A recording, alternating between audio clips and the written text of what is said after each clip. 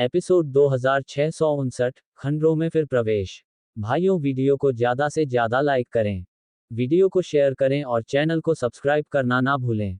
भाइयों, ज़्यादा से ज़्यादा भाई मेंबरशिप लेकर चैनल को सपोर्ट करें। वह खून का तीर जो एक व्यक्ति को निगलने वाला था, हवा में छेद कर गया और हवा के माध्यम से एक तेज भूत जैसी चिल्लाहट ले गया। पलक झपकते ही वह ध्रुव के कुछ फीट सामने आ चुका था। अगले ही पल ये ध्रुव की छाती को भेद देगा। इस समय नीली पोशाक पहने एक आकृति अचानक ध्रुव के सामने चमकी।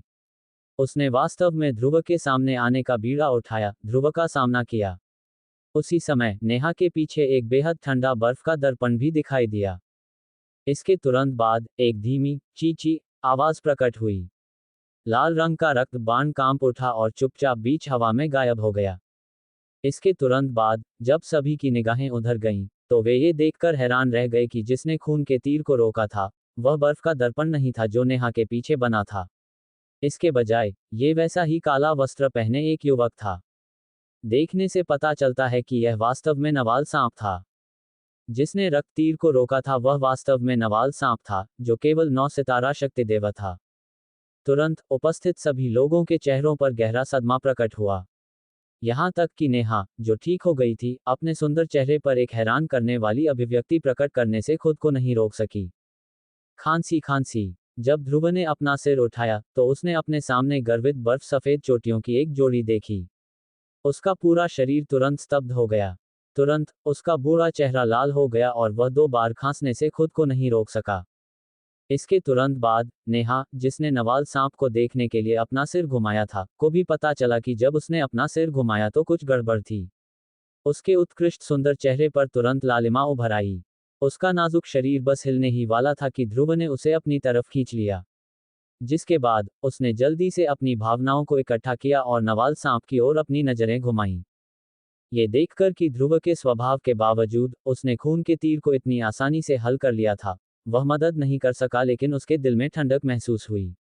हालांकि वह जल्दी ही ठीक हो गया और उसे याद आया कि उस समय नवाल सांप ने उजाड़ प्राचीन खंडहरों की विरासत को निगल लिया था।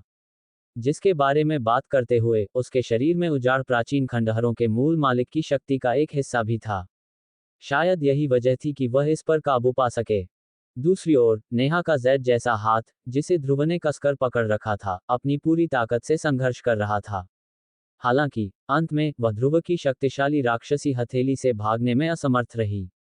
जबकि वह अपने दिल में असहाय महसूस कर रही थी, उसे वास्तव में वे शब्द याद आए जो ध्रुव ने गुफा में कहे थे। ये सोचकर कि उसके सामने वाला व्यक्ति वास्तव में उसे इतने दबंग तरीके से जीतना चाहता था, नेहा का दिल अनिच्छा से भर गया, लेकिन साथ ही कुछ अकथनीय खुशी भी हुई। इस बिंदु को महसूस करते हुए नेहा के चेहरे की लाली, नेहा का चेहरा, नेहा ध्रुव की नज़र को महसूस करते हुए नवाल सांप मुस्कुराया और ध्रुव की ओर मुड़ गया। फिर उसने अपना मुंह खोलने और कहने से पहले अपने पीछे मौजूद सभी लोगों पर अपनी निगाहें घुमाईं। मुझे इसे आजमाने दो। नवाल सांप की नज़र एक बार फिर ध्रुव के शरीर पर लौट आई। ऐसा लग रहा था जैसे उसकी निगाहें उसकी सहमति की प्रतीक्षा कर रही हों। ये देखकर ध्रुव स्तब्ध रह गया। थोड़ी झिझक के बाद उसने अपना सिर हिलाया और नेहा के साथ चला गया। इसके बाद भीड़ की निगाहों के नीचे नेहा ने अपना सिर घुमाया और सामने झील की ओर देखा। उसकी काली आंखों की जोड़ी में धीरे धीरे लाल रंग उभर आया। उस प्रकाश के प्रकट होने के बाद झील, जो अभी अभी शांत हुई थी, एक बार फिर उफान पर आ गई। जैसे ही खंडहर का लाल लाल प्रवेश द्वार भीड़ की आंखों के सामने आया, पानी की लहरें दोनों ओर पीछे हट गईं। इस बार यह उतना जोरदार नहीं था जितना ध्रुव पहले था। इसके बजाय यह एक शांत और इत्मीनान वाला तरीका था। नेहा के नियंत्रण में खंडहरों का प्रवेश द्वार वास्तव में धीरे धीरे भीड़ की आंखों के सामने खुल गया। बहुत जल्द खंडहर का प्रवेश द्वार पूरी तरह से भीड़ की आंखों के सामने आ गया। उसी समय भीतर से लाल लाल रक्त धुंध की लहरें तैरने लगीं। इस खूनी धुंध को एक बार फिर से देखने पर ध्रुव की आंखों में अब डर का जरा सा भी निशान नहीं था। उनका व्यक्तित्व आगे बढ़ा और नेहा के पास खड़ा हो गया। अपने पीछे की भीड़ से बात करने के लिए अपना सिर घुमाने से पहले उन दोनों ने एक दूसरे को देखा। तुरंत वे दोनों एक साथ आगे बढ़े और उनके सामने खंडहरों के प्रवेश द्वार की ओर उड़ गए। जब वे दोनों प्रवेश द्वार के सामने पहुंचे तो ध्रुव ने अपनी उंगली हिलाई। हल्की नीली रोशनी तुरंत उठी और उन दोनों के सामने तैरने लगी, जिससे खून की धुंध बिखर गई जो उनकी ओर बढ़ रही थी। जिसके बाद वे दोनों तेजी से खंडहर के प्रवेश द्वार में गायब हो गए। एक बार फिर इस स्थान पर पहुंचने पर ये देखकर कि यह अभी भी पहले जैसा ही दिख रहा है, ध्रुव मदद नहीं कर सका, लेकिन उसके दिल में राहत की लंबी सांस ली। उस समय जब वे विरासत को लेकर लड़े थे तो पूरा पत्थर का मंच ढह गया था। सौभाग्य से बाहरी दुनिया का स्थान पत्थर के मंच से प्रभावित नहीं हुआ। इस प्रकार ध्रुव के दिल की कुछ चिंताएं स्वाभाविक रूप से दूर हो सकती हैं। बहुत जल्दी ध्रुव और नेहा एक विशाल जंगल के सामने प्रकट हुए। इस बार ध्रुव को थोड़ी सी भी हिचकिचाहट नहीं हुई और वह सीधे जंगल की गहराई की ओर उड़ गया। अपनी विशाल आध्यात्मिक शक्ति पर भरोसा करते हुए उसने तुरंत ही उस बड़े व्यक्ति का स्थान ढूंढ लिया। अरे, मुस्कुराते हुए ध्रुव ने अपने बगल में नेहा को देखने के लिए अपना सिर घुमाया। इसके तुरंत बाद वे दोनों एक साथ चले गए। वे बिजली की गति से तेजी से जंगल की गहराई की ओर उड़ गए। सवा घंटे बाद दोनों आकृतियां हवा में खड़ी हो गईं। उनके सामने एक बहुत बड़ी खाली जगह थी। खाली जगह की अलग अलग दिशाओं में 6 विशाल काले पत्थर के खंभे थे जो कई फीट ऊंचे थे। उन पर सफेद चमकदार रोशनी की तरंगें उत्सर्जित करते हुए रहस्यमयी रन अंकित थे। पत्थर के खंभों की नींव एक दूसरे से जुड़ी हुई थी। दूर से यह एक षटकोण जैसा दिखता था। इन 6 पत्थर के खंभों के केंद्र में एक पत्थर का मंच था। पत्थर के चबूतरे पर बने काले पत्थर के स्तंभ के टूटे हुए आधे भाग से यहां कुल मिलाकर 7 पत्थर के स्तंभ होने चाहिए थे। हालांकि बीच वाला किसी कारण से नष्ट हो गया था। हालांकि इस समय ध्रुव की नज़र इन 6 पत्थर के खंभों पर नहीं थी।